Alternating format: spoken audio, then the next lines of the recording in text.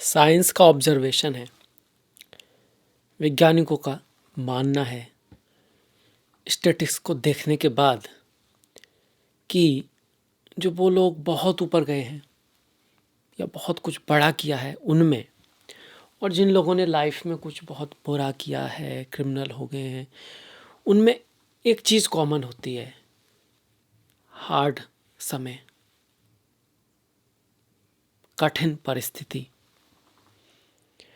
पर इन दोनों में ही रिजल्ट अलग आते हैं। कुछ लोग कठिन परिस्थितियों में निखर जाते हैं और कुछ लोग बिखर जाते हैं। तो आपको निखरने वाला बनना है, बिखरने वाला नहीं। इसका कहीं ना कहीं ये भी कह सकते हैं कि जो लोग मजबूत थे वो निखर गए और जो थोड़े कमज़ोर थे वो बिखर गए, ऐसे भी कह सकते हैं। पर कोशिश तो यही करनी है कि हम निखरें, जो प्रॉब्लम आए वो हमको बनाए, हम उससे कुछ सीखें और आगे बढ़ें। सीखना, आगे बढ़ना, नॉलेज, विजडम, ये गुरु ग्रह का गुण है। और वही गुरु ग्रह पिछले 3-4 महीने से वक्री चल रहे थे और अब चलेंगे मार्गी, आगे चलेंगे, सीधे चलेंगे।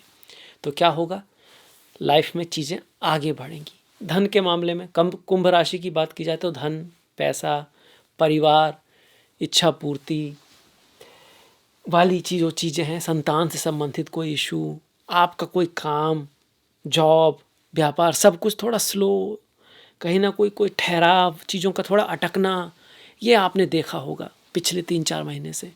कुछ कड़वे एक्सपीरियंस भी थोड़ा बहुत रह सकते हैं। जब गुरु वक्री होते हैं तो कुछ कड़वे एक्सपीरियंस आते हैं ताकि हम कुछ सीख सकें, हम जान सकें अपना कौन है, पराया कौन है, और उसके अकॉर्डिंग फिर लाइफ में आगे बढ़ सकें। पर अब आगे बढ़ने का समय आ चुका है। गुरु मार्गी हो रहे हैं। कब से? 11 मार्च से। और ये फिर मार्गी ही रहेंगे 13 दिसंबर तक, तो लगभग पूरी साल। इसमें वो मिथुन राशि, कर्क राशि और सिंह राशि, इन 3 राशियों से गुजरेंगे।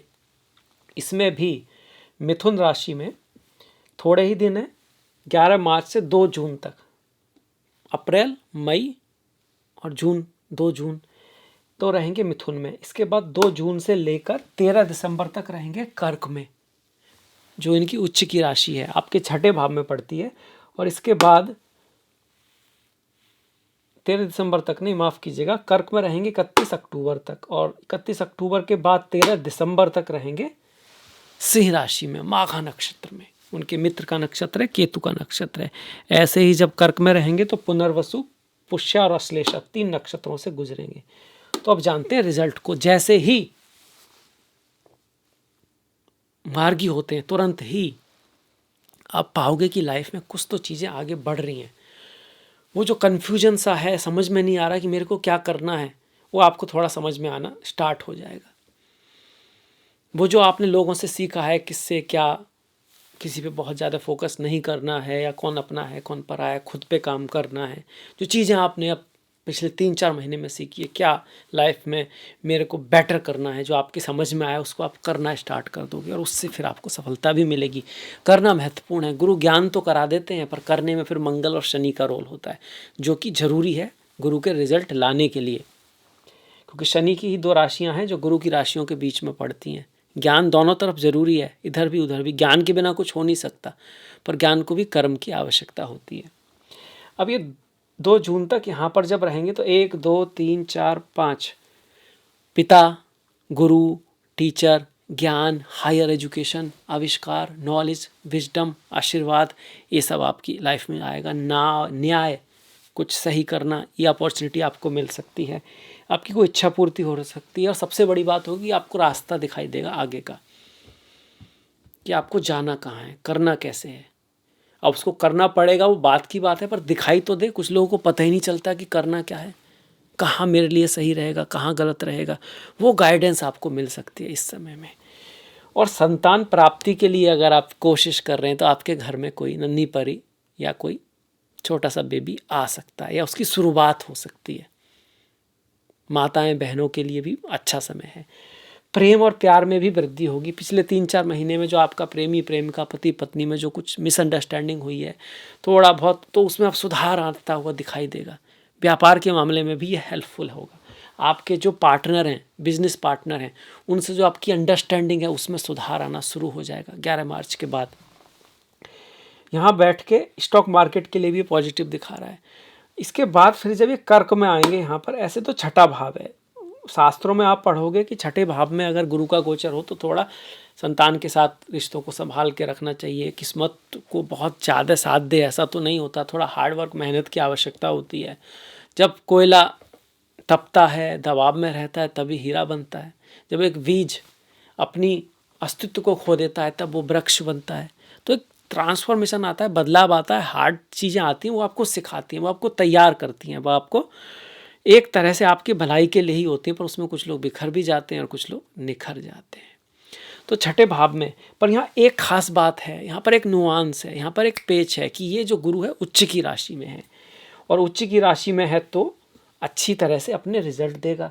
कैसे रिजल्ट देगा? गुरु तो आपकी इच्छा पूर्ति करना चाहते हैं, गुरु आपको धन देना चाहते हैं, तो सेवा के थ्रू धन दे सकते हैं, नौकरी जॉब के थ्रू आपको धन दे सकते हैं, लड़ाई झगड़े के थ्रू मतलब आप कोई कोर्ट केस आदि जीत सकते हो, उसका भी चांस है, आपको कोई क्रेडिट वगैरह भी मिल सकता है बैंक आदि से, आप लेना चाह रहे हैं तो वो भी मिलने की संभावना है। हालांकि मैं कहूँगा कि पैसा लेते वक्त किसी से, दूसरे से या बैंक से थोड़ा सोच समझ के लेना चाहिए कि बाद में हम दे पाएँ, और ढंग से किसी काम के लिए लें, ज़रूरी चीज़ के लिए लें, तब तो ठीक है। गुरु जब छठे भाव में आए तो थोड़ा स्वास्थ्य का ध्यान रखना होता है, क्योंकि गुरु जीवोकार का, गुरु जीव के कारक हैं, ऑक्सीजन के कारक हैं। ऑक्सीजन की ज़रूरत हमारे खून को होती है, हमारे दिल को होती है, कहाँ नहीं होती है ना। तो जब वो छठे भाव में आ रहे हैं तो सांस की अगर किसी को दिक्कत है, ब्लड की कोई दिक्कत है, हार्ट की कोई प्रॉब्लम है, डायबिटीज़ की कोई दिक्कत है तो वो बढ़ सकती है, तो उसका हमको ध्यान रखना है। लीवर की कोई प्रॉब्लम है, क्योंकि गुरु लीवर भी है आपका। जब भी हम दुखी होते हैं तो सबसे पहले लीवर हमारा परेशान हो जाता है, यकृत परेशान हो जाता है। गुरु हमेशा परेशान होते हैं जब शिष्यों पे कोई दिक्कत आती है, इसी तरह से है। और जब भी कुछ अच्छा होता है तो लीवर खुश हो जाता है, अच्छा हो जाता है। ऐसे ही जब किसी गुरु का शिष्य कुछ बनता है, भले वो ना बने, तो उसे बड़ा अच्छा लगता है, हालांकि उसने तो कुछ किया नहीं, क्योंकि उसका शिष्य है, उसका पुत्र है, इस तरह से। तो गुरु जो है क्रोध से भी जुड़े हुए हैं, लीवर से भी जुड़े हुए हैं। तो छठे भाव में जा रहा है तो हमको लोभ, क्राम, क्रोध, ईर्ष्या, अहंकार, इनसे थोड़ा बचना है। पॉजिटिव जो इमोशन है उनको ग्रहण करना है। खुशी है, ग्रेटिट्यूड है, पॉजिटिविटी है। कुछ लोग सब में नेगेटिव ही पता होता है उनको, हर व्यक्ति का। ठीक है, नॉलेज की बात है, नेगेटिव पता है तो आप उसको ठीक कर सकते हैं, पर आपको पॉजिटिव पता हो तो आप उसे सीख भी तो सकते हैं। या आपको लगता है कि आप में सारे पॉजिटिव पहले ही मौजूद हैं? वो तो पॉसिबल नहीं है, कमियां तो हैं। दूसरे को देख के कुछ सीखा जा सकता है अगर हम उनके गुण भी देख पाएँ, पर अगर हम सिर्फ नेगेटिव देख पाएँ तो गुरु खराब है हमारा, ऐसे में वो गुरु और ख़राब रिजल्ट देगा। पर अगर हम पॉजिटिव भी देख पाते हैं, लोगों की तारीफ भी कर पाते हैं, उनकी कुछ जो ज़िंदगी में है उसके प्रति ग्रेटिट्यूड भी हमारे अंदर है, तो हमारा गुरु अच्छा है।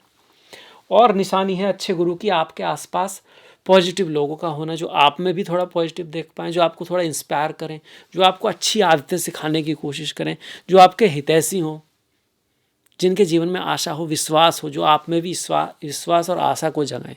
आशा और विश्वास गुरु का दूसरा नाम है, फेथ भी बोल देते हैं इसको, इसीलिए धर्म से जुड़ा हुआ है। धर्म से भी हमको एक होप मिलती है ना, मंदिर में जाते हैं, हॉली प्लेस पे जाते हैं तो एक विश्वास मिलता है। तो वो जो गुरु है वो आशा विश्वास का दूसरा नाम है।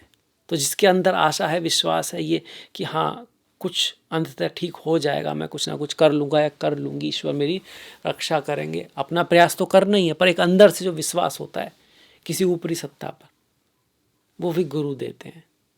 तो उसका होना आपके लिए ज़रूरी है। होगा तो ये गुरु आपके लिए अच्छी तरह काम करेंगे। 1 2 3 4 5 जॉब नौकरी लगवा सकते हैं। साथ में विदेश व्यापार आदि में आपको बाहर जाना है, कहीं ट्रैवल करना है, तो उसमें वो आपकी हेल्प कर सकते हैं। और धन के भाव को भी यहाँ से गुरु देखते हैं और अपनी राशि को देखते हैं, तो परिवार में कोई उन्नति हो सकती है, परिवार में कोई आ सकता है। आने का मतलब है आपके परिवार में, मतलब खुद आपको कोई बेटा हो जाए, बेटी हो जाए, या फिर आपके परिवार में किसी की शादी हो जाए, विवाह हो जाए आसपास में, वो उसकी पॉसिबिलिटी है। ये भी बड़ी ब्लेसिंग है। अगर किसी के पास संतान नहीं है, उससे आप पूछो कि क्या चाहिए, तो वो कहेगा संतान होती ना तो हम अपने आप को भाग्यशाली समझते। अब जिसके पास है वो शायद ना कहे, इंसानों का नेचर ही ऐसा है। किसी की शादी नहीं हुए, एक आध को छोड़ के, तो जो शादी करना चाह रहे हैं और हो नहीं पा रही है, उनसे कहोगे यार, तो कहीं यार शादी हो जाए तो हम अपने आप को किस्मत वाला समझ लेंगे। पर जिसकी हो गई है वो तो नाराज ही रहेगा कि क्या हो गया।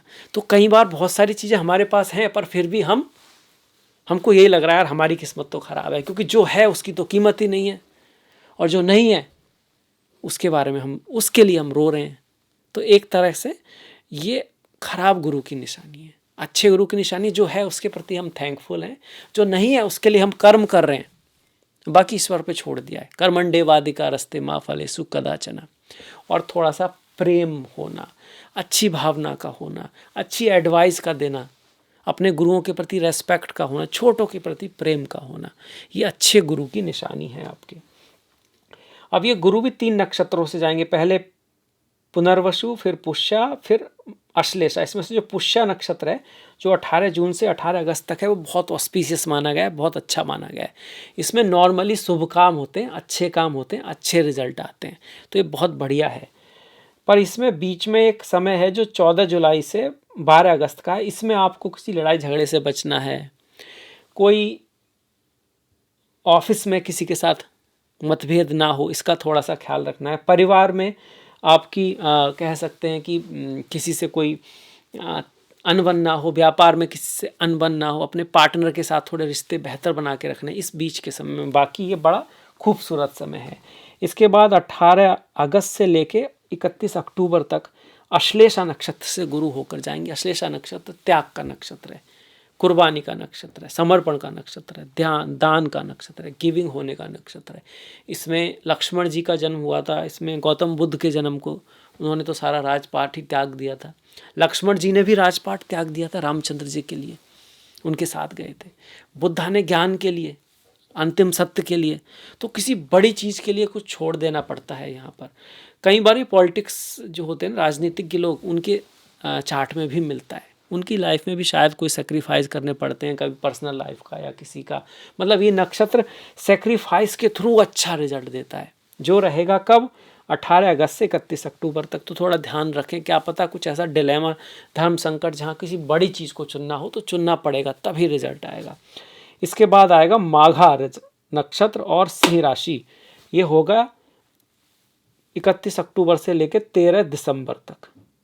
ये जो समय होगा पूरा नवंबर और 13 दिसंबर तक, इसमें गुरु रहेंगे माघा नक्षत्र में, केतु के नक्षत्र में। उनके मित्र का नक्षत्र है, मोक्ष का, स्पिरिचुअलिटी, अध्यात्म का नक्षत्र है। सप्तम भाव में आ रहे हैं। सप्तम भाव में गुरु का गोचर बहुत अच्छा माना गया है। ये व्यापार की वृद्धि करता है, शादी विवाह के योग बनाता है, आपको बड़ों की एडवाइस भी दिलाता है, आपको छोटों का साथ भी दिलवाता है काम करने के लिए। मतलब आपके पास आइडिया है पर आपके पास लोग ही नहीं है जो उसको हेल्प कर सके। कहीं ना कहीं हेल्पर हैं, साथ में कोई चाहिए काम करने वाला, जिसे आप बता दो फिर वो आपको फॉलो करे। फॉलोअर भी कह सकते हैं, कहीं तक छोटे भाई बहन भी कह सकते हैं, वो आपके हाथों के समान होते हैं। आप उन्हें बताओगे वो आपकी हेल्प कर देंगे, काम कर देंगे, तो उनका इम्पोर्टेंस है। तो ऐसी चीज़ें, क्योंकि गुरु बड़े भाई बहन, ग्रुप सर्कल, सीनियर्स को भी देखता है, छोटे भाई बहन, पड़ोसी और साथ में जो काम करने वाले थे उनको भी देख रहा है। दोनों तरह की ब्लेसिंग आपको मिलनी स्टार्ट हो जाएगी 31 अक्टूबर के बाद से लेकर 13 जनवरी तक, क्योंकि तब तक मार्गी हैं। उसके बाद फिर से वक्री हो रहे हैं। जब वक्री होते हैं तो चीज़ें थोड़ी सी टफ हो जाती हैं, जो शायद पिछले 3-4 महीने से आपने महसूस की होंगी। हुई हो तो ज़रूर बताइएगा। तो इस तरह से रहेगा गुरु का रिजल्ट। यहाँ जब गुरु आएंगे, शादी विवाह व्यापार बिजनेस के साथ साथ खुद को भी देखेंगे, तो आपके व्यक्तित्व में भी तेज लाएंगे, आपके व्यक्तित्व में भी एक तरह की प्रज्ञा लाएंगे। आप देख पाओगे कि दुनिया में क्या करना है, क्या नहीं करना है, क्या सही है, क्या गलत है। आपके स्पाउस की लाइफ में कुछ बहुत बड़ा अच्छा हो सकता है, आपके पति पत्नी की लाइफ में कुछ बहुत बढ़िया हो सकता है, संतान के लिए भी बहुत बढ़िया है, माता पिता के लिए भी यहाँ पर गुरु का आना शुभ माना गया है 7th हाउस में। बाकी आपकी दशा महादशा आदि डिसाइड करता है, पर ये गोचर की दृष्टि से बहुत अच्छा है 31 अक्टूबर के बाद 13 दिसंबर तक। तो ये हो गया कुंभ के लिए। किसके लिए? कुंभ के लिए। कुंभ लिख देते हैं यहाँ पे। कुंभ के लिए गुरु का मार्गी होना 11 मार्च से लेके 13 दिसंबर तक। तो कैसा लगा आपको ज़रूर बताइएगा, लाइक शेयर कर सकते हैं। आपने इतना सारा समय दिया इसके लिए आपका बहुत बहुत धन्यवाद। नमस्कार।